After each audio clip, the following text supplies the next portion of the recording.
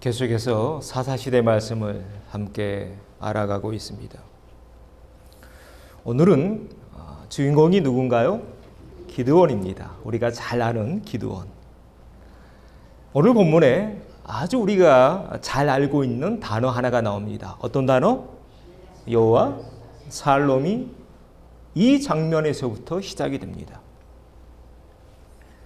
어떤 뜻인지는 아시죠? 네. 평강의 하나님, 이런 뜻입니다.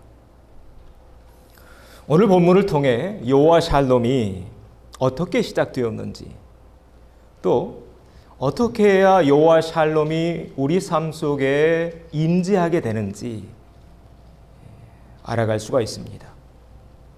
먼저 오늘 하나님을 예배하고 있는 우리 모든 가정 위에, 또 일터 위에 하늘의 평강이 임하기를 주의 이름으로 축원합니다. 자, 우리 옆에 있는 분들과 이렇게 한번 인사하고 시작하죠. 여호와 샬롬. 여호와 샬롬. 네. 그러면 언제 우리 삶 속에 여호와 샬롬, 평강이 임하는가? 첫 번째입니다. 읽어보죠. 삶의 의미와 목적을 찾을 때 여호와 샬롬이 임한다. 먼저 오늘 주인공 기드온이 활동했던 배경을 좀 볼까요? 자, 읽어봅니다. 이스라엘 자손이 또 여호와의 목전에 악을 행하였으므로 여호와께서 7년 동안 그들을 미디안의 손에 넘겨주시니. 자, 이제 어떤 민족이 괴롭히고 있어요? 미디안 민족이요. 얼마나 괴롭혔냐면 파종할 때가 되면 와가지고 다 걷어가 버리는 겁니다. 그럼 먹을 게 없어요. 소도 가져가 버리고 나귀도 가져가 버리고. 그래서 기드온은 이랬어야 했는데요. 11절 읽어볼까요? 마침 요아스의 아들 기드온이 미디안 사람에게 알리지 아니하려 하여 밀을 포도주 틀에서 타작하더니. 자, 원래 밀은 어디에서 타작하나요? 밖에서요. 그리고 바람 불 때. 그런데 포도주 틀은요, 마당 안에 있잖아요. 한번 상상해 보세요. 얼마나 먼지, 지푸라기 다 뒤집어 썼을 겁니다. 왜 그랬나요? 미디안 사람들이 다 와서 가져가 버리니까. 신세 한탄이 절로 나오는 순간입니다. 이런 상황에서는 그 어떤 위로도 귀에 안 들어옵니다. 그래서 이제 여호와의 사자가 나타나는데 여호와의 사자가 이렇게 말해요. 큰 용사여, 여호와께서 너와 함께 계시도다. 이 굉장한 위로의 말씀이잖아요. 그런데 이 위로가 귀에 안 들어오는 겁니다. 아무런 위로가 되지 않아요. 그래서 기드온이 오히려 이렇게 여호와의 사자에게 반문하고 있는데요. 읽어볼까요? 기드온이 그에게 대답하되, 오 나의 주여, 여호와께서 우리와 함께 계시면 어찌하여 이 모든 일이 우리에게 일어났나이까? 또 우리 조상들이 일찍이 우리에게 이르기를 여호와께서 우리를 애굽에서 올라오게 하신 것이 아니냐 한 그 모든 이적이 어디 있나이까? 하나님이 함께 한다고 여호와의 사자가 위로하고 있는데 그게 안 들어와요. 오히려 반문해요. 하나님이 우리와 함께 한다면 어떻게 이런 일이 일어날 수 있는 겁니까? 내가 지금 하나님 믿고 있는데 하나님 어떻게 나에게 이런 일이 일어날 수 있어요? 이렇게 하나님께 반문하고 있었습니다. 그러자 여호와의 사자가 그에게 한마디를 더 던지는데요. 자, 이 구절 같이 읽어보죠. 여호와께서 그를 향하여 이르시되 너는 가서 이 너의 힘으로 이스라엘을 미디안의 손에서 구원하라. 내가 너를 보낸 것이 아니냐 하시니라. 자, 그렇게 불만하고 있을 때 하나님이 말씀하세요. 야, 불평하지 마. 누가 하면 돼요? 네가 하면 되잖아. 지금 이스라엘을 구원해낼 사람 누구라는 건가요? 바로 기드온 너. 모세도 아니에요. 옛날 사람이잖아요. 여호사도 아니에요. 누구? 바로 기드온. 자, 너라는 단어가 몇 번 나오나요? 3번 반복되고 있습니다. 불평할 것 없어. 그건 네 일이야. 네가 하면 돼. 이 대목에서 언제 우리 삶에 평강이 찾아오는지를 보게 됩니다. 사람은요, 내가 살아야 할 의미와 목적을 찾을 때 평강을 누릴 수 있다고 합니다. 반대로 말하면 내가 아무리 많은 걸 가졌어도 내가 이 세상을 살 이유와 목적을 발견하지 못하면 그 삶에 평강이 임할까요? 임하지 않습니다. 저는 소개해드린 책이 하나 있습니다. 빅터 프랭클 박사가 죽음의 수용소라는 책을 내는데요. 히틀러 나치 치하 때 이 빅터 프랭클 박사도 그 수용소에 끌려갑니다. 그는 의사였어요. 그런데 한 가지 신기한 걸 발견합니다. 전부 다 똑같은 환경에 있잖아요. 그런데 어떤 사람은 빨리 죽어요. 그런데 또 반대로 어떤 사람은 더 오래 버텨요. 이유가 뭘까? 왜 어떤 사람은 그냥 일찍 죽어버리고 또 어떤 사람은 그 상황에서도 버텨내는 것일까? 그가 연구합니다. 그리고 찾아요. 그리고 쓴 책이 바로 이 책입니다. 그가 찾은 답이 뭘까요? 이 영어로 meaning, 의미. 어떤 상황에 있든지 그 상황 속에서 삶의 의미와 목적을 찾는 사람들은 버텨내더라. 그래서 자신도 그 아우슈비츠에서 살아나옵니다. 그리고 이제 자신이 의사였으니까 자신의 사무실을 차립니다. 그리고 새로운 정신과 치료법을 고안해냅니다. 바로 의미요법이라는 방법입니다. 지금도 미국에서 또 한국에서 쓰이고 있는 치료법입니다. 여러분, 가끔 우리 뉴스에서 더 많은 사람들이 또 연예인들이 스스로 목숨을 끊는 그런 뉴스를 종종 보게 되죠. 이유가 뭘까요? 바로 이것 때문입니다. 삶의 의미와 목적을 잃어버렸기 때문에. 열심히 노래 부르긴 부릅니다. 그런데 이 다람쥐 쳇바퀴 돌듯이 로봇같이 부르긴 불러요. 그런데 내가 왜 노래를 부르는 거지?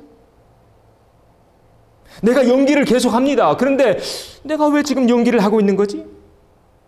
내가 무엇을 왜 이렇게 바쁘게 사는 거지? 한마디로 삶의 의미와 목적을 잃어버린 것입니다. 오늘 이 자리에 계신 여러분께 묻고 싶습니다. 오늘 여러분은 삶의 의미와 목적을 찾으셨습니까? 찾으셨다면 그것은 어디에, 무엇에 근거한 목적이고 의미입니까? 무엇을 위해 돈을 벌고 계십니까? 무엇을 위해 공부하고 있습니까? 무엇을 위해 재산을 모아가고 있습니까? 여러분, 돈 벌어서 뭐 하시려고요? 출세해서, 성공해서 뭐 하시려고요? 여행이나 다니면서 즐기시려고요?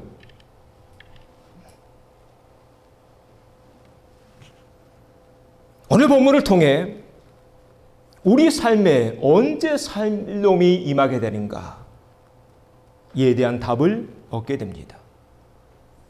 샬롬을 원하십니까? 그렇다면 오늘 기드온처럼 하나님이 여러분을 이 땅에 보내신 목적과 사명과 과제를 찾아내십시오. 출세하시되 하나님 안에서 출세하십시오. 명예를 얻으시되 하나님 안에서 얻으시고, 돈을 버시되 하나님 안에서 버시고, 여행을 다니시되 하나님 안에서 다니십시오. 내가 무엇을 먹든지 마시든지 누구를 위해? 주를 위해, 하나님의 영광을 위해 하십시오. 그때 참된 평안을 맛보게 될 줄로 믿습니다. 오늘 기도원이 맛보고 있는 이 하늘의 평강이 우리의 평강 되기를 소망합니다. 자, 우리 옆에 있는 분과 다시 한번 인사합니다. 여호와 샬롬. 참된 평안 누구 안에 있다고요? 네, 주 안에 있다. 하나님 안에 있다. 이것이 인생에서 가장 중요하다. 두 번째입니다. 언제 샬롬이 찾아오는가? 읽어보죠. 표징을 보게 될 때. 이것이 여호와 사자의 답이었죠. 여호와의 답이었습니다. 기드온을 부른 겁니다. 이 부름에 기드온 어떻게 답했을까요? 읽어보죠. 오 주여, 내가 무엇으로 이스라엘을 구원하리이까? 보소서, 나의 주부 므낫세 중에 극히 약하고 나는 내 아버지 집에서 가장 작은 자니이다. 한마디로 할 수 있겠다는 거예요? 못하겠다는 거예요? 못하겠다는 거예요. 못하겠다는 겁니다. 그러자 다시 한번 하나님은 그를 위로하시면서 용기를 북돋아 주시는데요. 읽어봅니다. 여호와께서 그에게 이르시되 내가 반드시 너와 함께 하리니 네가 미디안 사람 치기를 한 사람 치듯 하리라. 또 힘을 실어주고 계시죠. 이쯤 되면 이제 용기를 얻을 만하는데 이 미디안이 굉장한 족속이잖아요. 겁나는 거예요. 내가 어떻게? 이에 기드온은 다시 한번 청합니다. 내가 정말로 그 사람이라면 나에게 표징을 하나 보여주세요. 읽어보죠.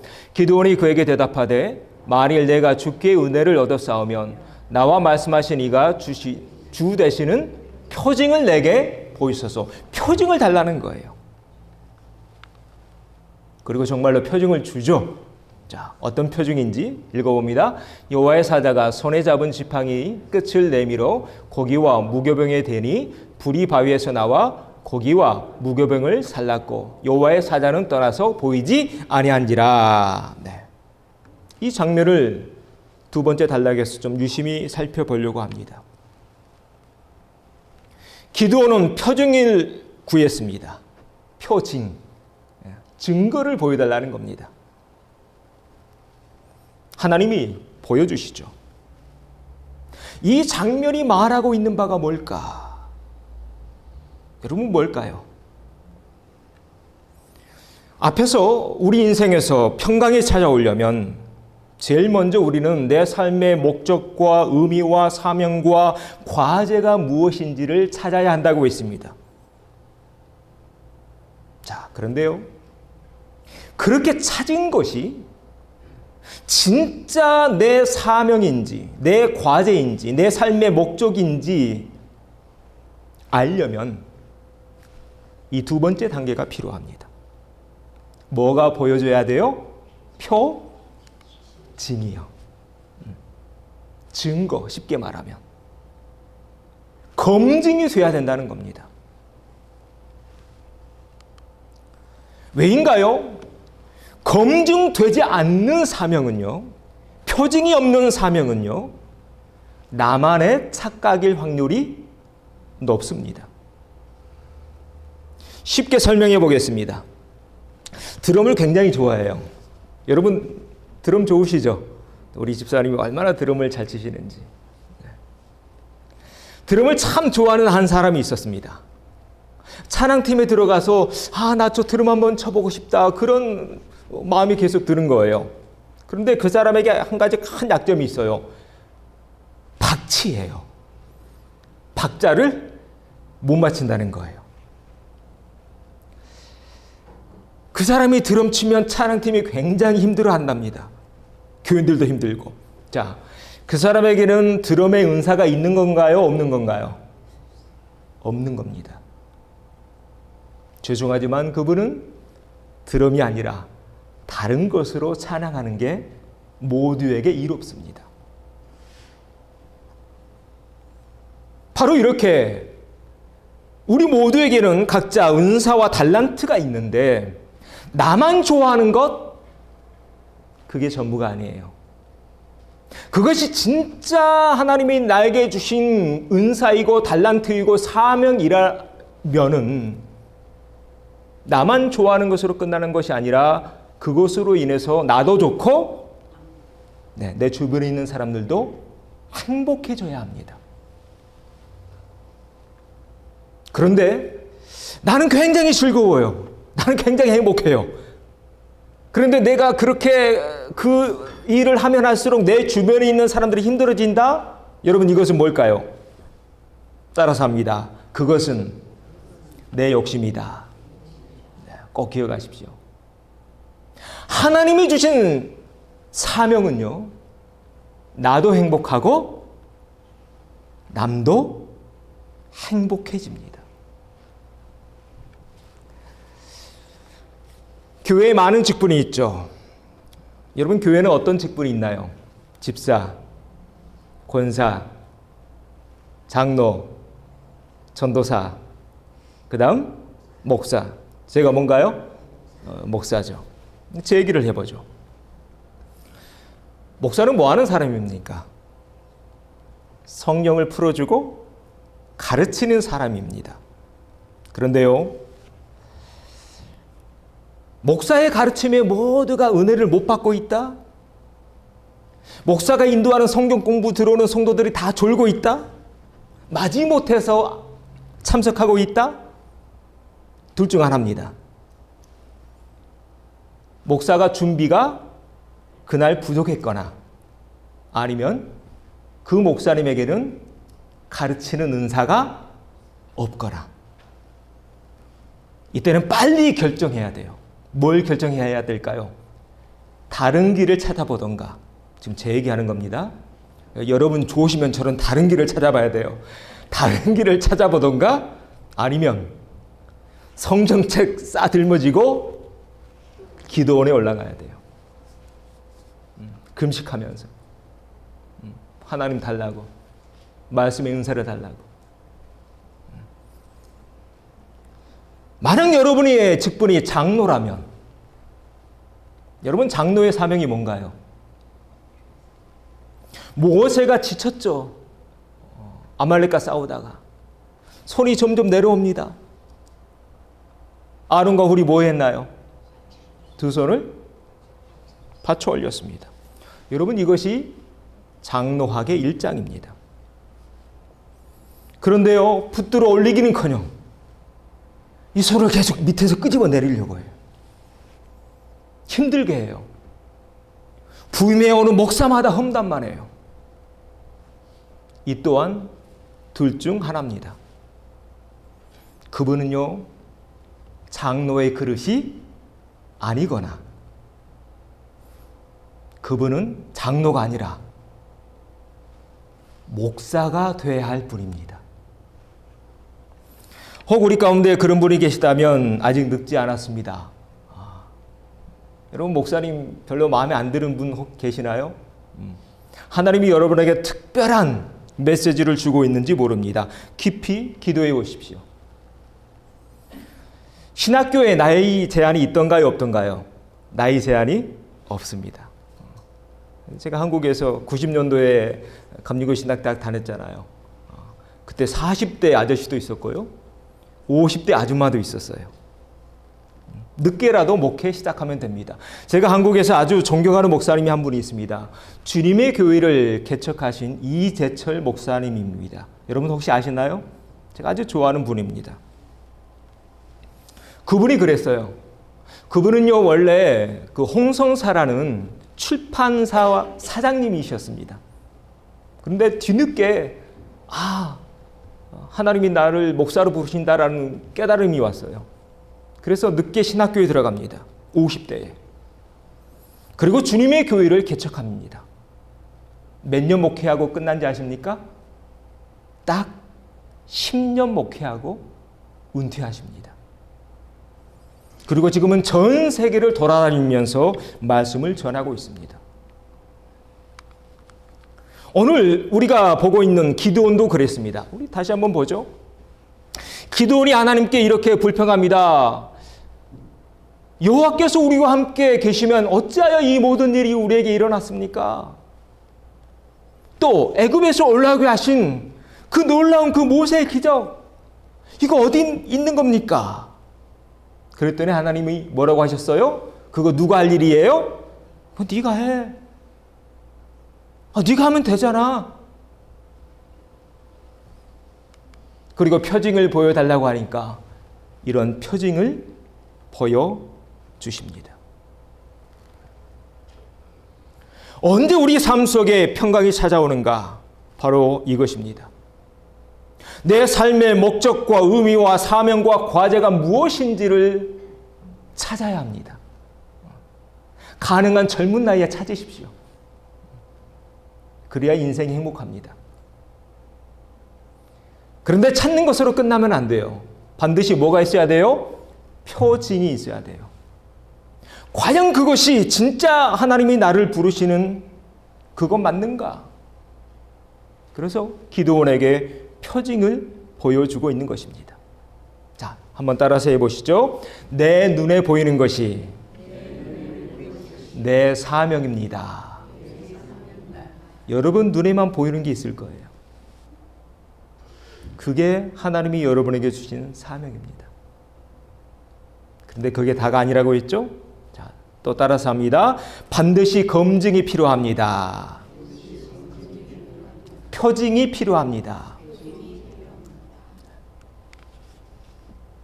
그렇게 표징을 보고 있던 기드온에게 여호와 하나님은 이제 오늘 주제 이 말씀을 던져주십니다. 읽어봅니다. 여호와께서 그에게 이르시되 너는 안심하라 두려워하지 말라 죽지 아니하리라 하시니라. 그렇게 막 불이 타는 모습을 보면서 부들부들 떨고 있는 거예요. 그때 하나님이 그에게 주신 말씀입니다. 혹 우리 가운데 마음이 불안한 분 계십니까? 불안증으로 시달리고 계신 분 계십니까?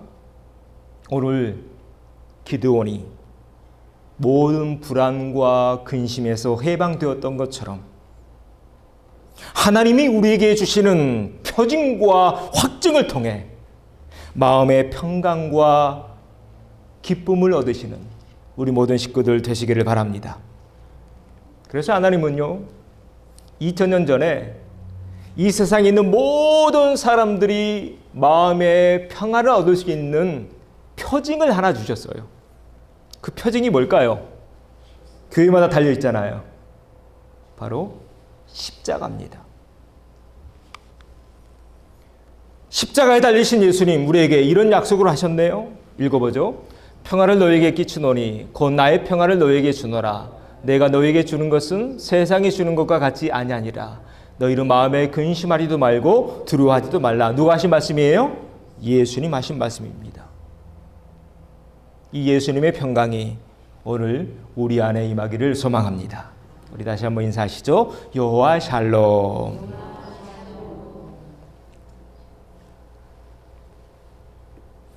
이랬더니 기드온의 마음속에 있던 불안과 불만과 근심과 걱정이 다 사라집니다.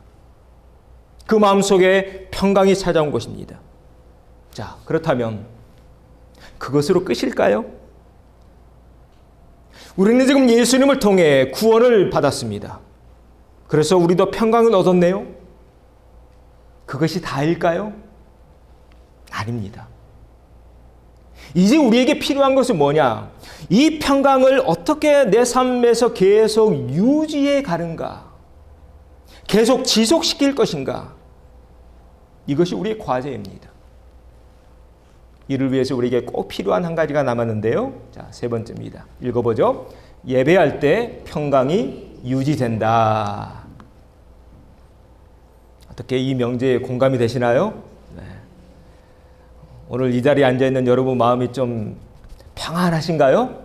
네. 평안하지 않다면 제가 다시 말씀드립니다. 깊이 기도해 보십시오. 내 사명의 자리가 어딘지. 박가루 목사가 목회하고 있는 이 교회에 여러분 다니고 있는데, 제가 목회하는 교회에 다니고 있는데 평안이 없다? 깊이 기도해 보십시오. 하나님이 혹 다른 부름이 있을지도 모릅니다. 자, 언제 평강이 유지됩니까? 예배 드릴 때, 예배할 때. 자, 24절에 나옵니다. 읽어보죠. 기드온이 여호와를 위하여 거기서 제단을 쌓고 그것을 여호와 살롬이라 하였더라. 이제 여기서 여호와 살롬이 나옵니다. 기드온이 뭘 쌓고 있나요? 제단을 쌓고 있습니다.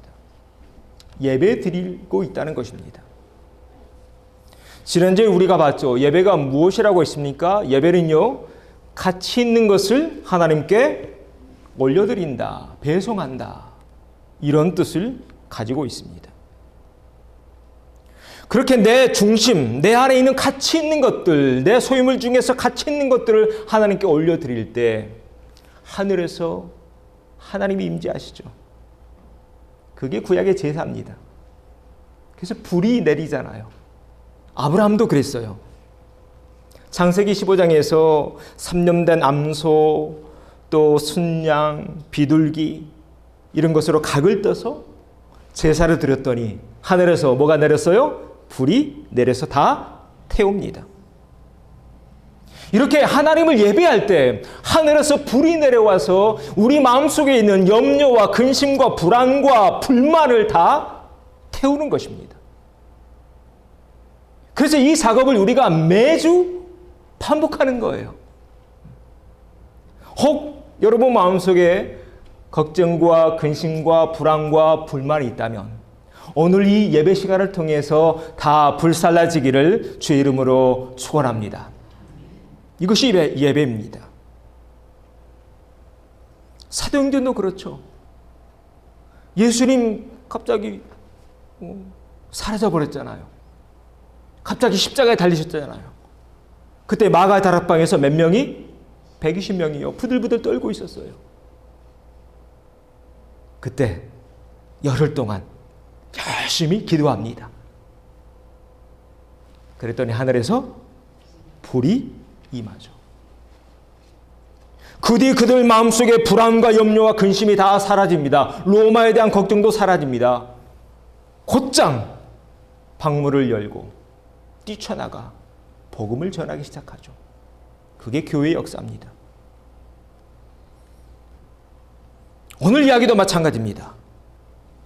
하나님을 예배할 때 기드온의 마음속에 있었던 불안과 염려와 불만들 한순간에 다 불살라지고 그 마음속에 평강이 임하고 있습니다. 그래서 나도 모르는 사이에 여호와 샬롬 이 단어가 새어나왔던 것입니다. 그래서 우리 인생에서 중요한 게 있습니다. 여러분 하늘나라 갈 때까지 꼭 기억하십시오. 예배하는 삶. 예배를 포기하지 마십시오. 사탄은요 오늘 여러분을 속삭여 했을지도 모릅니다. 야 오늘 예배 가지 마. 뭐 힘든데. 또 코로나 또 시작한대. 영상으로 보면 되지. 영상 지금 뭐라고 하는 게 아니라 영상으로 예배 드리십시오. 코로나 걸리신 분들은. 굳이 오늘날은요. 교회에 나오지 않아도 얼마든지 좋은 설교, 좋은 찬양, 좋은 예배 얼마나 많습니까? 그러나 여러분 그런 속삭임에 주의하십시오. 사탄은요 우리가 점점 교회에서 예배에서 멀어지게 만듭니다. 오늘은 좀 쉬지. 아니라는 것입니다. 예배할 때 하나님의 평강이 우리에게 임합니다. 하나님 예배하는 이 자리에 앉아 있어야 내 마음속에 있는 불만과 불안과 염려와 근심이 다 불살라지는 것입니다. 우리 인생에서 그래서 가장 중요한 게 뭐냐? 하나님과 연결되는 것. 자, 뭐가 중요하다고요? 하나님과 연결되는 것. 무엇을 통해 하나님과 연결되나요? 예배를 통해서요. 예배를 통해서요. 이 메커니즘, 이 작동 원리를 마틴 부버라는 신학자가 나와 너라는 책에서 이렇게 써놨습니다. 제가 전에도 한번 소개해 드렸는데요. 나와 너. 제가 감리교 신학대학교 1학년에 가서 처음 읽은 책이 이 책인데 너무 새로웠습니다. 사람의 모든 관계는 둘 중 하나랍니다. 나와 너 아니면 나와 그것. 자, 나와 그것의 관계는 어떤 관계일까요? 비인격적인 관계입니다. 나와 너는 인격적인 관계. 그래서 우리 인생이 의미 있어지려면 나와 그것보다 나와 너의 관계가 점점 폭넓어지면 그 인생은 행복한 인생이 된답니다. 그런데 중요한 게요. 마틴 부버가 너에 대해서 얘기할 때 어떤 너를 얘기하고 있나요? 영원한 너를 얘기합니다. 우리에게 영원한 너가 있다는 겁니다. 그분이 누구신가요? 하나님이요. 예수님이요. 성령님이요. 우리 인간은 영원한 너랑 연결돼야 삶이 공허해지지 않대요. 여러분 왜일까? 왜 인간이라는 존재는 영원한 너이신 하나님과 연결돼야만 그 인생이 공허해지지 않는 것일까? 이유가 있습니다. 하나님이 진흙으로 사람을 만드시죠. 그리고 그 코에 생기를 불어넣었어요. 우리 안에 뭐가 있다는 겁니까? 하나님의 영, 생기가 있다는 거예요. 이겁니다. 우리 인간의 시작은 하나님의 숨, 루아흐, 하나님의 호흡으로부터 시작이 됩니다. 그래서 사람이 의미 있어지려면 반드시 우리 안에 누가 계셔야 돼요? 하나님이 계셔야 된다는 거예요. 이 책 좀 어려운 책인데 제가 쉽게 설명하고 있습니다. 자, 오늘날 우리 인류를 보십시오. 예전보다 훨씬 더 잘 삽니다. 예전보다 훨씬 더 수명이 길어졌습니다. 이제는 사람이 일하지 않아도 인공지능이 사람을 대체하는 그런 시대가 되어가고 있습니다. 그런데 사람은요, 점점 행복해지고 있나요? 불행해지고 있나요? 점점 불행해져 가고 있습니다. 여전히 사람은 공허함에서 해방되지 못하고 있습니다. 왜일까? 사람 안에 누가 안 계시니까? 하나님이 안 계시니까. 매년마다 통계가 나옵니다. 아프리카나 남미 사람들보다 미국이나 한국이나 일본 사람들의 자살률이 훨씬 더 높은 이유가 뭘까요? 바로 이것 때문입니다.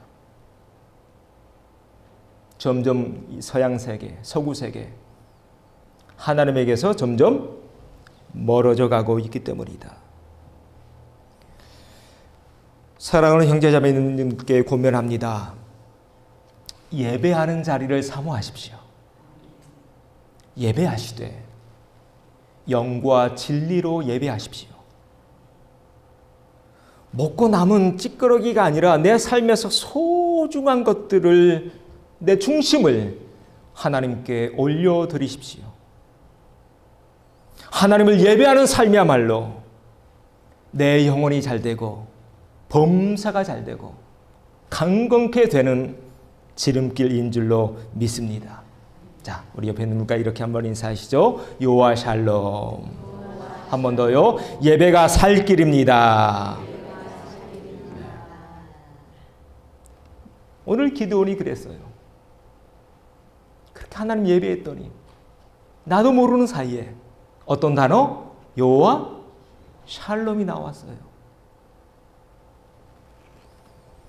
오늘 이 아름다운 기드온의 고백이, 이 입술의 고백이 저와 여러분의 고백 되어지기를 주의 이름으로 축원합니다.